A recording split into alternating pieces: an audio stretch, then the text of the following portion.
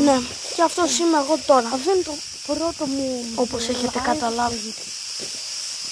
Δεν έχω τι άλλο να πω.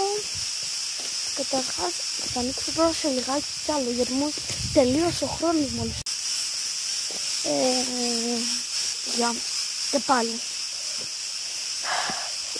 Κι άλλο live. Μισό. Γιατί εδώ έρχονται βλακίες. Θα είσαι σίγουρα. Δεν έχω τι να πω. Αυτό δεν είναι ένα βίντεο ή live, δεν ξέρω. Εγώ μπήκα σε live. Αυτά. Τώρα είμαι σε ένα χωριό.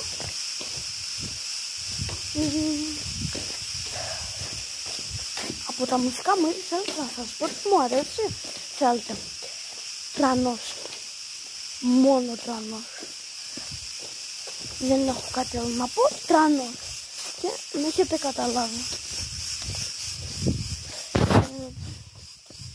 Έχει κάνει τώρα τελευταία πολλά τραγουδιά. Έχει κάνει πολλά άλμπουμ.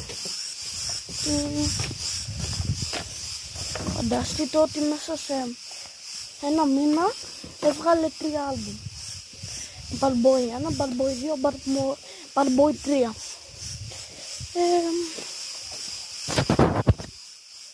Δεν έχω άλλες πληροφορίες. Εδώ.